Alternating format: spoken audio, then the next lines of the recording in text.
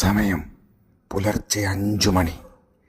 എല്ലാവരും നല്ല ഉറക്കത്തിലാണ് ഗൈസ്. ഞങ്ങൾ ഒരു സ്ഥലം വരെ പോകാൻ തീരുമാനിച്ചു. അതിൻ്റെ ഭാഗമായി ടിങ്കു കാറുമെടുത്ത് എന്നെ കൂട്ടാൻ വന്നതാണ്. ഞങ്ങൾ രണ്ടുപേരും കൂടി മറ്റുള്ളവരെ കൂടി കൂട്ടാൻ പോകുകയാണ് ഗൈസ്. അതേ ഗൈസ്, വടകര സിദ്ധാന്തപുരം ക്ഷേത്രത്തിനടുത്ത് തന്നെയാണ് അവരുടെ വീട്. ഇതാ കാണുന്നില്ലേ, കുറേ നേരമായി കാത്തു നിൽക്കുന്നു. എല്ലാത്തിനെയും ചവിട്ടിക്കൂട്ടി വണ്ടിയിലേക്ക് ഇട്ടു. ഞങ്ങൾ ഹൈവേയിലേക്ക് എത്തി ഗൈസ്.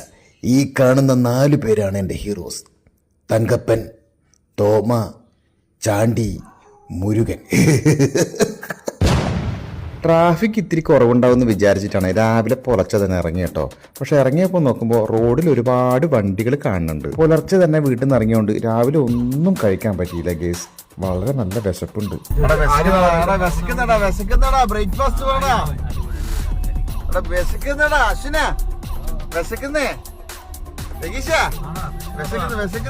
അങ്ങനെ ആര്യഭവനിൽ കയറിയിട്ട് നല്ല 3 പൂരിയും ബാജിക്കറിയും കേട്ടോ. അതുപോലെ തന്നെ ഇവമാരൊക്കെ മസാല ദോശ കഴിച്ച ആൾക്കാരുണ്ട്. നേരെ അവിടെ നിന്ന് വിട്ടോ.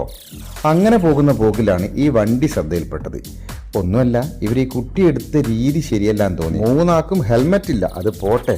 പക്ഷെ അയാളുടെ കയ്യിൽ നിന്നും ഒന്ന് കുട്ടിയെ സ്ലിപ്പായി പോയി കഴിഞ്ഞാൽ കുട്ടീൻ്റെ സ്ഥിതി ഒന്ന് ആലോചിച്ച് നോക്കി. ഞങ്ങൾ ഇങ്ങനെ എടുത്തു പോകുന്നത് ഞാനിതുവരെ കണ്ടിട്ടില്ല. അതുകൊണ്ടാണ് ഞാൻ ഇത് ഇങ്ങനെ ഷൂട്ട് ചെയ്തത്. നമ്മളൊക്കെ കൂടുതലും കുട്ടികളുണ്ടെങ്കിൽ സെൻറ്ററിൽ നടുവിൽ 2 കാലും 2 സൈഡിലേക്കൊക്കെ ഇരുത്തിയാണ് ചെയ്യാറ്.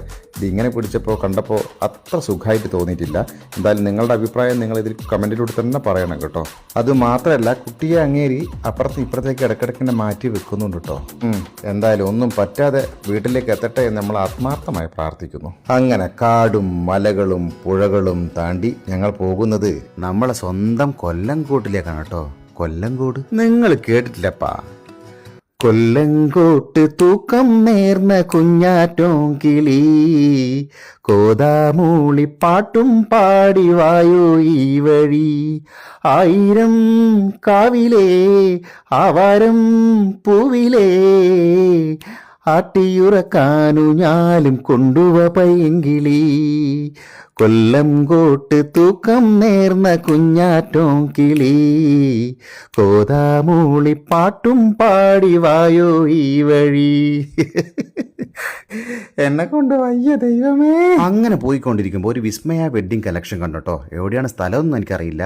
അവിടുത്തെ ഡിസ്പ്ലേ കണ്ടപ്പോൾ എനിക്ക് ഭയങ്കര ഇഷ്ടം തോന്നി. മുമ്പ് കുറച്ചു കാലം ടെക്സ്റ്റൈൽസ് വർക്ക് ചെയ്തുകൊണ്ട് ഡിസ്പ്ലേ കണ്ടപ്പോൾ നല്ല നിറഞ്ഞു നിൽക്കുന്ന ഡിസ്പ്ലേ അല്ലേ. ഇങ്ങനെയായിരിക്കും ഡിസ്പ്ലേ ചെയ്യേണ്ടതെന്ന് തോന്നി. ഇത് പ്രൊമോഷൻ വർക്കൊന്നും അല്ലേ, അതാദ്യമേ പറഞ്ഞേക്കാം.